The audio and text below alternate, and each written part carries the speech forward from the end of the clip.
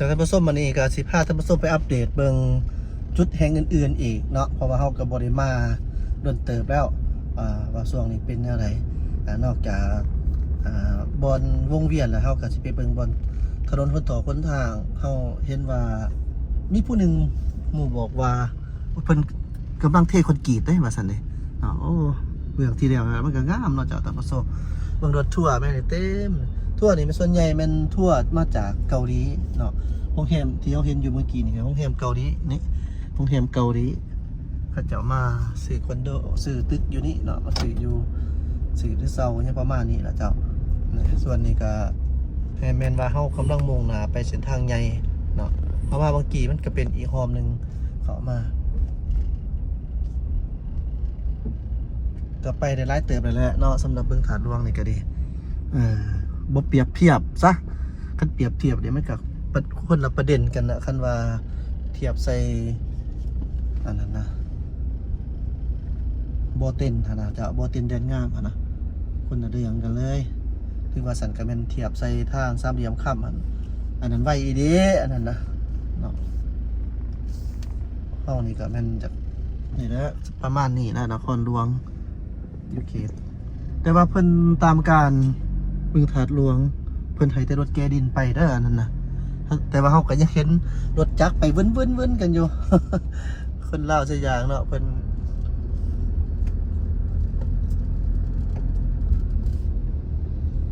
ตามกองประชุมเพิ่นกับอันนั้นกันได้ว่าเกี่ยวกับโครงการในลาซานี่ก็ถือว่าเพิ่นอยากสุกให้มีการก่อสร้างให้ไว้ได้เดี๋ยวนี้กองประชุมสภาแห่งชาติเทื่อที่เก่าของสมัยสามัญสุดที่เก่าอีกได้นี่นะในปีนี้แต่กำลังดำเนินอยู่นี่นะเจ้าสนับสนุนก็จะสุกให้มีการก่อสร้างเพราะว่าบางตอนดินนี่ถือว่ามีเจ้านักธุรกิจมาจองดินมาสัมปทานตอนดินเอาไว้แล้วก็ว่าสิก่อสร้างโครงการนั้นโครงการนี้อย่างนั้นนะแต่ว่าหลังจากที่ว่าได้ดินดอนตอนหญ้าไปแล้วก็บ่เฮ็ดอีหยังป้าไว้ซื่อๆบ่อยากเฮ็ดก็ปอกๆแป๊กๆพอให้มันคืออันนั้นก็ถ้าผสมก็คือสิฮู้ดีล่ะซื้อสัมปทานไว้อีหยังเพื่ออีหยังหั่นเนาะฉะนั้นคิดว่าเพิ่นว่าเพิ่นจะเน้นได้บัดนี้เอาเบิ่งตัวจริงเบิ่งว่าสิเฮ็ดได้ส่ำใดเนาะแต่ว่าตอนอยู่ในสภาเห็นว่าเพิ่นร่วมกันแบบนั้นก็คือเว้านะสมมุติว่าตอนดินเฮานี่นะมีคนมาขอเสาสัมปทาน10 ปีสมมุติว่าจังซี่สิสร้างว่าเพื่อว่าการสร้างนี่ที่จริงนะคันซื้อเรื่องของเจ้านี่เสาแล้วก็เพราะว่านอนในสัญญาคันว่าเสาไปแล้วเฮาก็สิมีหยังได้ร่วมกันหยังนะประมาณนั้นเนาะสิว่าว่าลงทุนก็ว่ากันไปแต่สุดท้ายล่ะเอาไปเนาะแล้วก็บ่สร้างนะสิความรู้สึกฟีลมันก็สิประมาณเดียวกันที่บ่เนาะแต่ว่าบางบัดนี้มันจะต่างบนว่าโอ้ยบ่เว้าได้แล้วเว้าทางใหม่ซะมันสิต่ำใจมันสิผิดพลาดเนาะบางเทื่อบ่ถูกใจผู้นึงบ่ถูกใจผู้นึงมีแต่ว่าเบิ่งไปนำกันนั่นแหละบ่ได้บ่สร้างก็ว่าบ่สร้างเนาะเจ้าแต่บ่ได้สร้างก็ว่าสร้างตอนนี้มาอยู่บนจุดที่ผู้คนมาออกกำลังกายในตอนช่วงเช้าๆเนาะออกกำลังกายแล้วบ่แล้วได้นี่ก็มาเลาะมากินมาซิมนี่แหละประเภทพวกอาหารเบาๆอยู่นี่มีครบบ่เลยอยากกินกาแฟก็มีเนาะอยากกินแซนด์วิชเบอร์เกอร์ มีครบบ่ได้แม้แต่อยากซื้อรถใหญ่ก็ซื้อได้อยู่นี่ครับสะดวกสบายและสำหรับโครงการบึงถาดหลวงก็คือเก่ามาฮอดจุดนี้มันคือเก่าเฮาเห็นอยู่นี่ตั้งแต่ว่าเพิ่นใส่ต้นไฟเสาไฟเนาะก็ใส่ส่วงนึงนี่แหละโอ้ยมันบ่ได้มาด้นแท้อีนี่แหละเจ้าท่านผู้ชมงามยอมรับว่าเส้นทางเพิ่นนี่ถนนหนทางเพิ่นนี่บนจุดที่มันเปก็เป็นแบบนี้แหละงามตะกี้ไดมาเดี๋ยวนี้เพิ่นมันล่ะก็เว้าอีกตลอดเนาะว่าสาเหตุก็ย้อนเขาก่อสร้างเอาสิ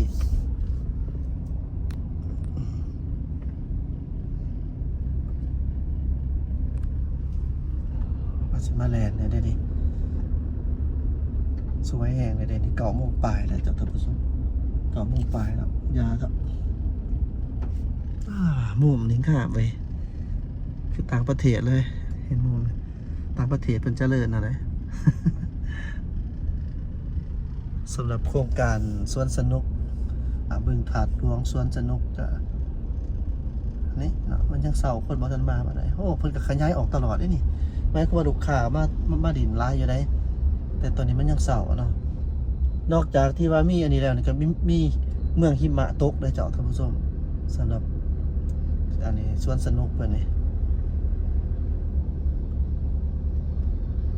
ก็แต่แอดมินเองก็ยังบ่ทันได้มาดินจักเทื่อนี่ผู้ใหญ่ก็ดินได้เด้อเจ้าบ่แม่นว่ามีแต่เด็กน้อยได้มาได้นี่เริ่มมาแต่เช้าแท้ก็สิแบบเดียวกับคือเฮาไปต่างประเทศหั่นแหละเนาะเจ้าแบบว่าเฮาไปต่างประเทศนี่พาดูพาร้านเข้าไปนิดนี่มาแต่เช้าก็คือกันกับอยู่นี่กับต่างแขวงมาบ่หรือว่าสักกันภายในนครเวียงจันทน์นี่เองเนาะอยู่ไกลนครเวียงจันทน์ก็บ่แม่นน้อยมันก็ไกลเด้ก็มาลิ้นนี่นะถือโอกาสมาได้ว่างผมมีเนื้อหาสาระยังเดือเจ้าท่านผู้ชมนี่ก็เบิ่งไปนำกันว่าถนนคนทางของเพิ่นมาฮอดมื้อนี้จุดนี้เป็นจังไดเนาะแล้วก็ความคืบหน้าของบึงถาดหลวงนี่เป็นจังไดโดยรวมที่เฮาเบิ่งแล้วนี่มันก็คล้ายๆคือเก่าสิ่งที่แปลกไปกว่านั้นก็คือบอนก่อสร้างสนามกอล์ฟก็ฮู้ว่าความคืบหน้าก็ดีขึ้นเนาะแต่ก็สิ่งที่แตกต่างนี่ก็เริ่มเห็นเส้นนี้เป็นเส้นสีแดงแล้วแต่กี้เป็นสีดำเนาะงามเดี๋ยวนี้เป็นสีแดงแล้วก่อสร้างเด้ถ้าว่ามันบ่เปบ่เพ่อีกนี่หลังจากที่ว่าเพิ่นสร้างเส้นทางนั้นแล้วเนี่ยรับห้องว่าเพิ่นซีดแน่นอนอันนี้นะเพิ่นล่างแน่นอนอยู่แล้วเจ้าของโครงการเพราะว่าประเทศเพิ่นนี่โอ้ยเจริญงามเขามีเงินเนาะตอนนี้ก็เป็นแบบนี้ไปแล้วแต่ประสบมาเบิ่งถนนทางเพิ่นเป็นแบบไรบัดนี้เพราะว่าเดี๋ยวนี้เพิ่นก็เปิดให้เขาที่กี้เพิ่นก็ปิดแล้วเห็นป้ายอยู่นั่นเด้มาทางนี้ก็เห็นไปวุ่นๆอยู่นี่ก็แสดงว่าเปิดให้เขาคือว่ามีการก่อสร้างกันยังแน่บ่โอ้อันนั้นเด้อเบื้องนี้นี่ถือว่ายังอยู่ยังเป็นแบบดินที่เอาดินแดงมาอยู่มาถมแต่เบื้องนี้นี่เห็นรถโจ๊กมาแล้วว่ามาอยู่จุดนี่นะน่าจะมีการก่อสร้างยังบ่เราจะพาท่านผู้ชมไปเบิ่งซะคอยไปคอยบ้าเอานี่เบิ่งเห็นรถเที่ยวตลอดอยู่เลยนี่หมายความว่าเพิ่นเปิดให้เขามาได้เนาะเพราะว่ามันมีตลาดอยู่นี่แน่นะเจ้าท่านผู้ชมเพิ่นน่าจะมีโมงในการก่อสร้างยังบ่ได้ว่าแนวใดคันมีตลาดเปิดตลาดคันบ่ให้คนเขามาเฮ็ดจังได๋มันสิมีคนไปซื้อบอกง่ายๆโอ้เพิ่นเทคอนกรีตเจ้าท่านผู้ชมนี่ทางหน้ามีการก่อสร้างทางกรุณานำใส่ทางด้วยความระมัดระวังเพิ่นให้เขามาอยู่แต่ว่าด้วยความระมัดระวังเด้อเพิ่นก่อสร้างทางคอนกรีตตัวนี่นะโอ้ตกยุคแล้วแอดมินนี่ฝุ่นเพิ่นจนเทแล้วบางส่วนเลยนี่นะนี่มันเป็นตลาดบึงถาดหลวงนี่ตลาดสดบึงถาดหลวงเนาะโอ้ดีแต่พาท่านผู้ชมมาเด้อนี่เฮ็ดจังซี่จังแม่นเนาะอันทางมันงามๆมันน่ะมันบ่รับน้ำหนักได้หลายปานไหนคือกันกับคอนกรีตนี่เพิ่นเทนี่หมายความว่าเพิ่นคิดออกแล้วว่าทางเขาออกนี่มันเป็นลักษณะแบบว่าจังไดมันก็ต้องได้ใส่รถบรรทุกหนักในการขนดินขนทรายอย่างต่างๆคันบ่มีพวกรถบรรทุกหนักมันก็บ่มีหยังมาเฮ็ดเด้เนาะฉะนั้นเทคอนกรีตเอาถูกต้องสุดยอดส้มเซยเด้อส้มเซยแบบนี้นะแบบนี้จังแม่นเนาะเป็นตัวอย่างอยู่อันก็คือเก่าอีกแหละเห็นบ่ถนนคือกันบ้านเฮาหลายเส้นหลายสายเฮาเห็นว่าทุกปีมันแปลงอันนี้เฮาบอกความจริงเนาะเดี๋ยวนี้เพิ่นก็เปิดให้เว้าได้แหละตั้งแต่ว่าเว้าหยังก็เว้าให้มันมีความจริงว่ามันสิไปใส่หายไปสีเอานั่นมันบ่โอเคแล้วก็เว้าให้มันให้เกียรติกันแน่เนาะบ่แม่นว่าสิหายแห้งบ่ได้ที่เปหั่นนะก็คือเฮาแสดงความคิดความเห็นว่าคันมันเพตลอดนะก็หมายความว่ามันบ่ทันได้มาตรฐานเส้นทางนะได้ก็มันก็มีอายุของมันเนาะแต่ว่าบ่ได้ที่แบบว่า จุดที่มันมีการแบบว่า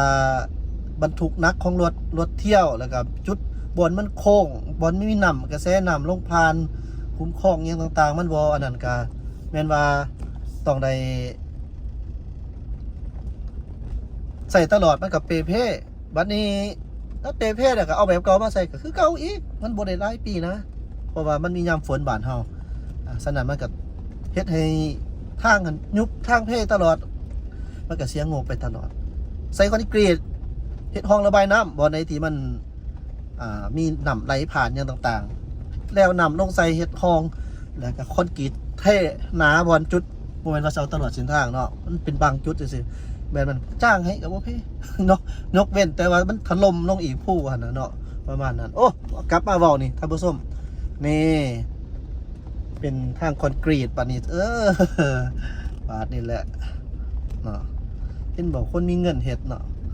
มันบ่แม่นว่าสิแก่ยาวมาหลายฝ่าหลายปีเลยเจ้าท่านผู้ชมเอ้ยเฮาเบิ่งนำกันนี่ล่ะนี่เนาะส่วนนี้ก็แม่นเป็นตลาดบึงถาดหลวงในทางเขาเนาะมันมีเงินเฮ็ดซะอย่างเนาะบ่ได้มันสิจงให้ฮอดพุ่นว่าแก่ยาวตัดสินใจเฮ็ดปุ๊บบาดเดียวเลยนั่นน่ะมันก็เป็นการที่สุดยอดเลยในการก่อสร้างต่างๆเอาก็คือเว้าหั่นแหละค่อยเป็นค่อยไปสำหรับเส้นทางนี้แม่นว่าเป็นเส้นทางพาใจกลางของบึงถาดหลวงเนาะเจ้าพาใจกลางของบึงถาดหลวงแล้วต่างแต่ว่านั่นมันได้ใส่ร่วมกันเบิดบ่หมายความว่าโอ้อันนี้มันเป็นเขตเศรษฐกิจพิเศษบ่ให้ไผมาใส่ทางบ่แม่นคือกันกับหลายคนคิดผ่านมาที่ว่าเว้านี่เนาะก็คือเก่าย่ำบอกว่าเฮาอธิบายให้เข้าใจซื่อๆเนาะเจ้าถือว่ามันเป็นเส้นทางที่ใส่น้ำกันนั่นแหละร่วมกันเพิ่นกับให้พ่อแม่พี่น้องท่องเที่ยวนี่แล้วได้เส้นเบื้องนี่เพิ่นเฮ็ดเป็นแล้วทางไว้ก่อนว่าเจ้าตอนนี้ก็พาตัดนี่พาตัดให้ทางบ่อยทางมันมื่นเส้นนี้ปูแล้วละโอ้วันนี้ก็หลังจากที่แล้วเบื้องนี้แล้วก็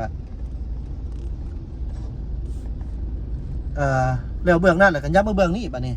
เพราะว่าเฮ็ดให้แล้วรถมันมีทางไปก่อนคันถามว่าเอาเป็นยังคือว่าเบื้องนั้นคือต่ำกว่าเบื้องนี้หลายแท้เจ้าเบื้องนี้นี่มันเป็นจังซี่เนาะเพราะว่าเพิ่นก่อสร้างสนามกอล์ฟคือเฮาเว้าผ่านมาหั่นแหละก็เลยแบบว่าทางมันมันเป็นคุมใหญ่เพิ่นได้เอาดินน่ะมาถมให้มันหนาๆเพื่อให้รถบรรทุกหนักเหยียบลงก่อนใส่ในการค้นก่อนค้นดินหั่นนะแต่ว่าตอนนี้นี่ตามเบิ่งนี่ก็คือบ่เห็นล่ะน่าจะบ่ได้ค้นมาหลายแล้วดินนี่นะน่าจะพรน่ะเพิ่นก็เลยแบบว่าโอเคปูทางขึ้นฉะนั้นก็ได้ทางคอนกรีตแบบนี้ล่ะเจ้าคอนกรีตบ้านเพิ่นปูนี่ลองเบิ่งว่าสิเป็นจังไดมันสิราบรื่นนี่บ่ตามที่แอดมินเบิ่งนี่เด้อขับเพียงนี่ได้แปลว่าเกี่ยงเบิ่งคือบ่เป็นขื่นเป็นโน่นอย่างนะสังเกตเบิ่งลองเบิ่งเอาคันแล้วเฮาไปขี่เบิ่งลองเบิ่งดูว่ามันสิเป็นจังไดมาฮอดพี่แล้วบาดนี้เนาะมาฮอดจอดเส้นทางเส้นทางนี้ก็เริ่มคันสิเว้าแต่เบื้องนี้ไปเนาะมันเป็นเส้นทางที่ไปดูคำสั่งก็ได้นี่นะบ่อนนี้จนไปฮอดพุ่นละกลับเขาไปคืนเนาะกลับเขาไปคืนก็คืออีหยังก็สอดปุ๊บเบื้องนั้นก็แม่นเป็นพ้นท่านหั่นนะเจ้าพ้นท่านนะเจ้าท่านผู้ชมสำหรับการอัปเดตเมืองถาดหลวงมามื้อนี้บ่ฮอดจุดนี้แล้วเด้อขอขอบใจสำหรับการติดตามรับชมเป็นกำลังใจให้ซึ่งกันและกันเด้อกด Subscribe สบายดีเจ้า